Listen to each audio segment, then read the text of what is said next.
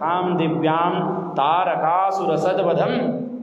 कहते हैं मैं कार्तिकेय की उत्पत्ति की दिव्य कथा तथा उनके द्वारा किए गए तारकासुर के वध का वृत्तांत भी आपसे कहता हूँ, बड़े आदर पूर्वक श्रवण करें। श्रूयतां कथयां यद्य कथां पाप प्रणाशिनीं यां श्रुत्वा सर्व पापेभ्यो मुच्यते मानवो ध्रुवम्।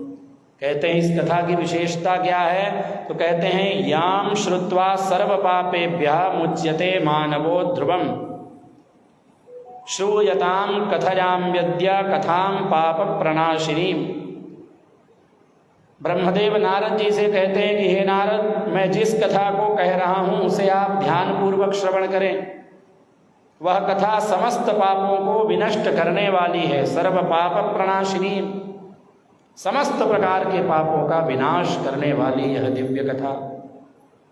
कहते हैं जिसे सुनकर निश्चय ही मनुष्य सभी प्रकार के पापों से मुक्त हो जाता है। ऐसी दिव्य कथा मैं आपको श्रवण करा रहा हूं। इदम आख्यानमनघं रहस्यं परमाद्भुतं पाप संतापहरणं सर्वविघ्न विनाशनं सर्वमंगलदं सारं सर्वश्रुति मनोहरं सुखदं मोक्षबीजं च कर्ममूल निकृन्तनम्। बाद में फलश्रुति नहीं बता रहे हैं, पहले ही फलश्रुति बता रहे हैं। कार्तिकेय भगवान का यह दिव्य चरित्र कैसा है, तो कहते हैं इदम आख्यानम अनघम। कहते हैं यह आख्यान पाप रहित है। रहस्यम परमाद्भुतम, रहस्य यानी गोपनीय है, गुप्त रखने वाली है और परम अद्भुत कथा है। पाप संताप हरणम, पाप और संताप दोनों का हरण करने वाला, केवल पाप का नहीं। जब हम पाप करते हैं तो पाप के प्रभाव से संताप होता है, तो पाप और संताप दोनों को जो दूर करने वाली है। सर्व विघ्न विनाशनम, कहते समस्त प्रकार के विघ्नों को विनष्ट करने वाली यह दिव्य कथा है। सर्व मंगलदम सारम सर्वश्रुति मनोहरम, कहते हैं यह सभी प्रकार के मंगलों का दाता है, सभी प्रकार के मंगल हमें प्रदान करने वाले हैं। सर्वश्रुति मनोहरम, पुराणों का सारभूत अंश तथा सबके कानों को सुख प्रदान करने वाला है। सर्वश्रुति मनोहरम, जैसे श्रीमद् भागवत में कहते हैं मम कर्ण रसायनम, भगवान की कथा मेरे कानों के लिए रसायन का काम करती।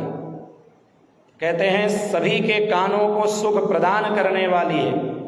सुखदम मोक्ष बीजंच, आनंद को बढ़ाने वाला, मोक्ष का बीज और कर्म मूल का विनाश करने वाला यह दिव्य कथा।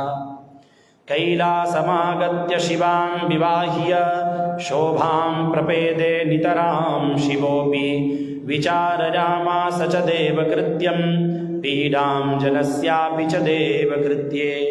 कहते कैलासम आगत्य शिवां विवाह्य, कैलासम आगत्य कहते हैं शिव जी माता पार्वती से विवाह करके कैलाश पर आकर शोभां प्रपेदे नितरां शिवोऽपि, अत्यंत शोभित हुए और देवगणों के कार्य साधन का विचार करने लगे।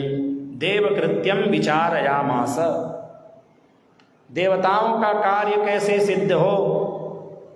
और पीडाम जनस्यापि च देवकृत्ये, कहते हैं तारकासुर के द्वारा दी गई अपने भक्तजनों की पीड़ा के विषय में भी उन्होंने विचार करना प्रारंभ किया। कैसे देवताओं का कष्ट दूर हो, कैसे तारकासुर का वध हो, ऐसा भगवान भोलेनाथ मन में विचार करने लगे। शिवस्स भगवान साक्षात् कैलास मगमद्यदा सौख्यंच विविधं चक्रुर्गणाः सर्वे सुहर्षिताः महोत्सवो महानासीत् शिवे कैलासमागते देवास्वविषयं प्राप्ता हर्ष निर्भर मानसाः। कहते हैं शिवस्स भगवान साक्षात् कैलासम अगमद्यदा। इधर शिव जी जब कैलाश पर पहुंचे तब उनके गण प्रसन्न होकर उनको नाना विध सुख प्रदान करने लगे।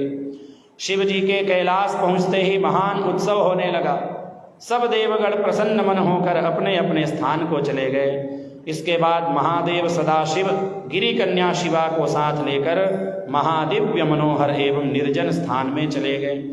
वहाँ उन्होंने रति को बढ़ाने वाली शैया का निर्माण करके उसे पुष्प तथा चंदन से सुशोभित किया। भगवान भोलेनाथ